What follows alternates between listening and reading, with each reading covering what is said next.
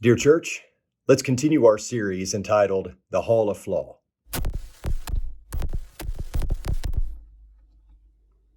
Hello and welcome to the Dear Church podcast. I'm your host, Chris McCurley. Thank you so much for tuning in as we have a little different format. We are moving the podcast to Tennessee, so in this transition time, Ripple of Light thought it would be good if we continued to produce content, even if it was from my desk. And so that's what we're doing. We hope to be up and running as normal before too long, but thank you for sticking with us, and I hope you'll continue to do so and continue to tune in, week out. We are continuing our series entitled The Hall of Flaw by looking at Moses.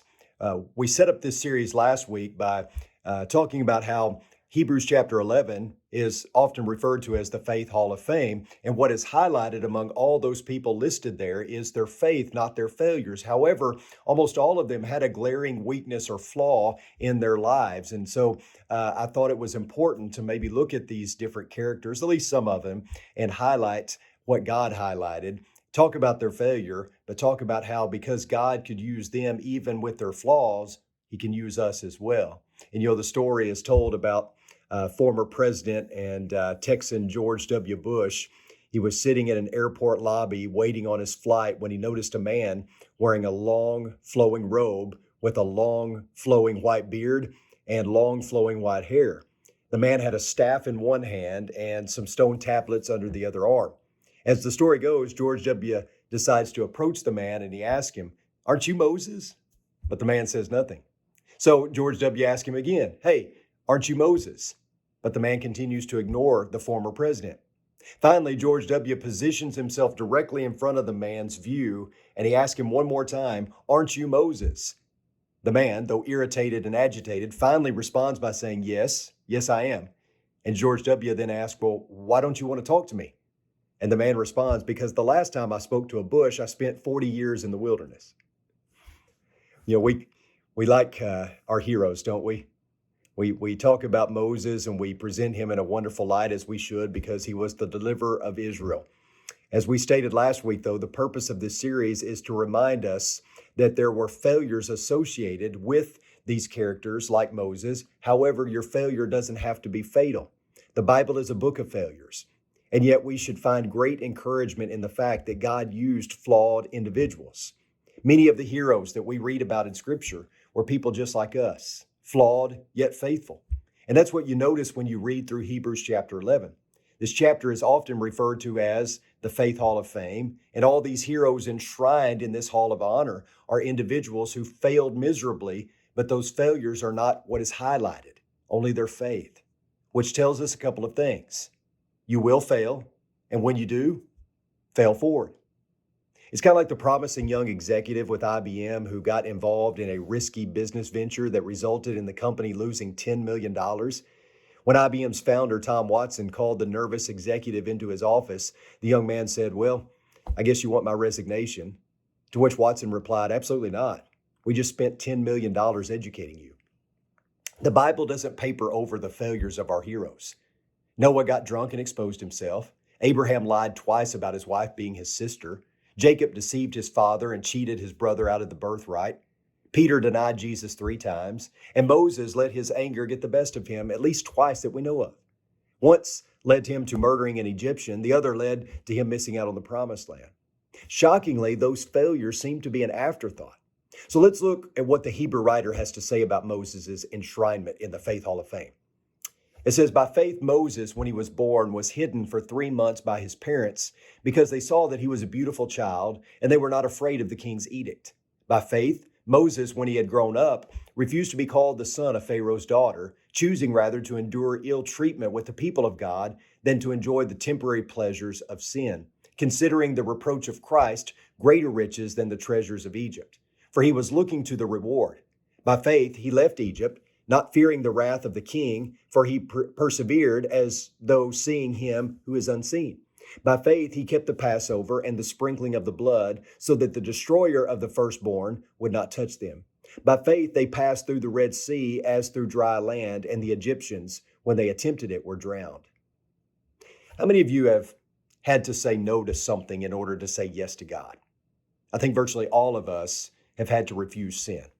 Maybe you've had to say no to a relationship because it harmed your relationship with God. Perhaps you've had to say no to a job because it conflicted with your ethics and your morals and your service to God. Being a Christian will interfere with your life, no doubt about it. You will most likely have to say no at some point in order to say yes to God, which is why others choose not to become a Christian so often. They don't want to give up sin to get salvation. They don't want to say no to their desires. However, you and I know that our spiritual security depends on us mastering that little word no. We have to be able to say no if we're going to be able to stand firm in our faith. Temptation must be met with flat refusal. Maybe won't work. Indifference won't work. Beating around the bush won't work. Apathy will not do.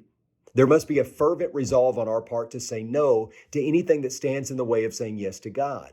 It's been said that we are the sum total of our choices. God has endowed us with the ability to choose, and we make hundreds of choices every single day. Some choices are rather inconsequential. Others, however, come with a great price, either for better or for worse. Character is revealed through the choices that we make in life. When we examine the life of Moses, we see that choice had everything to do with his character. Moses made a choice that would seem rather nonsensical to people living in this day and age. He chose to endure ill treatment with the people of God over the passing pleasures of sin. Who does that? Who chooses to be treated harshly over instant gratification? The world would call Moses crazy, just as they probably think that I'm crazy as a Christian for choosing to follow Christ rather than enjoying the passing pleasures of sin. But keep in mind that such a choice would involve misery and heartache for Moses. He would be leading a grumpy, stubborn, complaining, and ungrateful people through the wilderness. He would endure all sorts of hardship. There have been many times where he may have questioned his decision, but Moses knew that one day with the people of God was better than 1,000 days somewhere else. So even though he may have questioned, he still followed through because the decision was easy, at least when you take the long haul view. Moses knew that it was more noble to serve as a doorkeeper in the house of the Lord than to live in the tents of the wicked. Somewhere along the way, Moses had learned of his true identity as a Hebrew. His soul ached for the plight of his people. And so this adopted son of Pharaoh's daughter knew that he was needed. He knew that sharing in their plight would be better than staying where he was and soaking in sin. And so he chose to cast his lot with the afflicted. He counted the cost. He knew that sin could be pleasurable. He knew it could be enjoyable, but he also knew where true joy and contentment were to be found.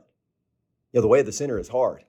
What seems enjoyable for the moment brings terrible torture in the end. So the spiritual fabric of our character is sewn together by the thread of our choices. When given the choice of eternal versus material, we must elevate the spiritual over the physical. And all too often we choose the physical because it satisfies for the moment. Oftentimes we don't think long term. We don't garner a heavenly perspective. And this affects our choices. We must be forward thinking and heavenly focused. We must consider how our choices will affect our relationship with God. There is never a time when it is justifiable to choose the earthly over the spiritual. No matter what the cost is in the short term, the best long-term decision is to choose the spiritual. Okay, I feel like I'm preaching now, so I'll calm down. Someone once said that life is so difficult because unlike school, you get the first test and you get the test first and the lesson later. Let me say that again. Someone once said that life is so difficult because unlike school, you get the test first and the lesson later. That's better. The board of directors at a bank recognized that a young teller had the abilities that they were looking for in a successor to the bank president who was about to retire. One day, this young man went to the president and said, "As you know, I'm going to follow you as president of this bank. I'd be grateful for any advice that you might have." And the older man said, "Son, sit down." And he proceeded, "I've got 2 words for you: right decisions." The young man thought for a moment and replied, "That's helpful, sir. But how does one go about making right decisions?" And the bank president responded, 1 word: experience. "Well, that's also helpful," the young man said, "but how does one go about gaining experience?" And the bank president replied, 2 words: wrong decisions. There's only one type of person, the one who has failed God. However, we fail forward when we take the experience of wrong decisions and allow them to teach us about right decisions. The greatest challenge when it comes to living in this world is now versus later, instant gratification versus delayed gratification, or being earthly focused versus being heavenly focused. D.L. Moody has said Moses spent his first 40 years thinking he was somebody. He spent his second 40 years learning he was a nobody. He spent his third 40 years discovering what God can do with a nobody. So from a prince in the palace of Egypt, Moses became a shepherd in the barren wilderness of Midian. From being in the limelight of Pharaoh's government, Moses went into isolation and obscurity. From being a somebody, he instantly became a nobody. Killing an Egyptian meant that he was a traitor, at least in the eyes of Pharaoh. So he fled. But maybe Moses' actions were not just an isolated moment of weakness. Maybe it had something to do with what the Hebrew writer said about his character. Now, please understand, I'm not trying to condone murder or what Moses did. It was wrong for sure. However, could it be that Moses stood for the right thing just in the wrong way? Notice what is written in Exodus chapter 2, verses 11 through 14. It says, "Now it came about in those days when Moses had grown up, that he went out to his fellow Hebrews and looked at their hard labors, and he saw an Egyptian beating a Hebrew, one of his fellow Hebrews. So he looked this way and that, and when he saw that there was no one around, he struck and killed the Egyptian and hid his body in the sand. Now he went out the next day, and behold, two Hebrews were fighting with each other, and he said to the offender, 'Why are you striking your companion?' But he said, 'Who made you ruler and judge over us? Do you intend to kill me as you killed the Egyptian?' Then Moses was afraid and said, 'Surely the matter has become known.'" So Moses was right for running to the aid of one of his fellow Hebrews. In that moment, he gave up his position, his power, and his prosperity in order to help one of his own. But his emotions got the best of him. His right intent was followed with the wrong action. There's another time where we see his emotions get the best of him. Look at verses 9 and following of Numbers chapter 20. It says, "So Moses took the staff from before the Lord, just as he had commanded him. And Moses and Aaron summoned the assembly in front of the rock. And he said to them, 'Listen now, you rebels, shall we bring water for you out of this rock?' Then Moses raised his hand and struck the rock twice with his staff, and water came out abundantly, and the congregation and their livestock drank. But the Lord said to Moses and Aaron, 'Since you did not trust in me to treat me as holy in the sight of the sons of Israel, for this reason you shall not bring this assembly into the land which I have given you.' Those were called the waters of Meribah, because the sons of Israel argued with the Lord, and he proved himself holy among them." So at first you might read this and think, really? That's it? Moses struck the rock, and now he doesn't get to enter the promised land? It seems a little harsh, doesn't it? Especially when you consider what all Moses had to put up with. Really, God? Anyone else in that situation would have been frustrated and probably done the same thing. And if I'm being honest, there are a few places in Scripture that I could be tempted to question God's judgment. At the very least, I can be bothered by his handling of a situation here and there. But obviously, it's not good to stay in a place like that, where you criticize God's judgment or question his motives. Whenever you read Scripture and you find that your sensibilities don't line up with God and how he acts, you face a choice. You can reject God's ways and stand in judgment over him, or you can submit to God's ways and ask him to transform your sensibilities so that they are in line with him and his word. Because the areas where God offends us are the areas where we need to grow. And when you dig a little deeper into Moses' actions, you discover that Moses once again acts impulsively and lets his frustration get the best of him, just like he did with the Egyptian. Now God told Moses once before to strike the rock so that it would produce water, but this time God tells him to speak to the rock. He doesn't do that. But his failure wasn't just disobedience. At its root, it was a transgression of faith, just like it was with the Egyptian he killed. You see, God would deliver his people. Moses acted impulsively and out of anger. We could even justify such behavior, but at the end of the day, God was going to take care of the Egyptians. Moses jumped the gun. And here at Meribah, Moses did the same thing. He jumped the gun. Look at it again. "But the Lord said to Moses and Aaron, 'Since you did not trust in me to treat me as holy in the sight of the sons of Israel, for that reason you shall not bring this assembly into the land which I have given them.'" Moses' great failure was that he didn't trust God. God had always provided, and God would continue to provide. God told Moses to speak to the rock, but Moses struck it twice instead. And the third strike was to forbid him entrance into the promised land. By striking the rock instead of speaking to it like God had commanded, Moses did not honor the holy God, and that was enough to keep him out of the promised land. We could say it like this: Moses attempted to do God's work by human strength. He acted in strength rather than acting in power. God's power would provide, but Moses allowed the strength of his anger to get in the way. Here's something else that I think is important for us to understand about the rock. The rock was always a symbol of generosity and grace. In fact, the rock was not just a geological formation. Notice what Paul writes in 1 Corinthians chapter 10, starting in verse 1. For I do not want you to be unaware, brothers and sisters, that our fathers were all under the cloud, and they all passed through the sea. And they were all baptized into Moses in the cloud and in the sea, and they all ate the same spiritual food, and all drank the same spiritual drink, for they were drinking from a rock, spiritual rock, which followed them, and the rock was Christ. Nevertheless, with most of them, God was not pleased, for their dead bodies were spread out in the wilderness. Over and over again, we find foreshadowing of the Messiah in the Old Testament. And here's an example. The rock is symbolic of Jesus, who would be struck with the rod, who would pour out living water, who would sustain God's people, not just in the short term, but forever as they dwelled in the promised land. You see, the bigger picture is God had a plan.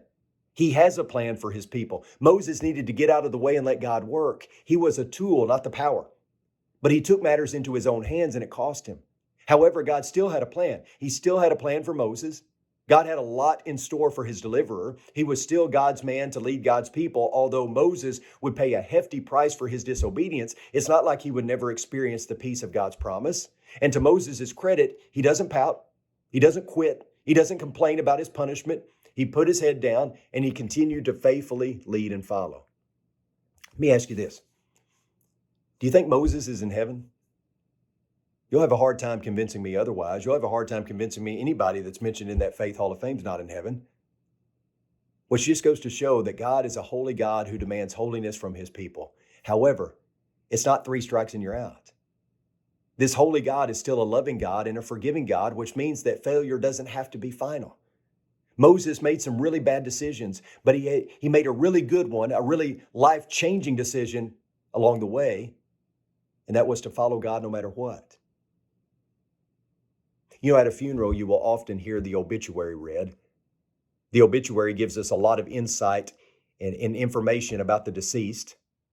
It tells when and where they were born, where they went to school, what they did for a living, etc. While all these facts help us learn something about the one whose body has been laid to rest, none of those particulars define who they are. If they are a child of God, then that is the only thing that truly matters. In fact, you could use that space in the obituary to not only list their accomplishments, you could list their failures as well. You could expose their deepest, darkest sins. Doesn't matter. All that matters is that they kept on fighting the good fight, trusting in God, and keeping the faith. In the end, that's all that matters.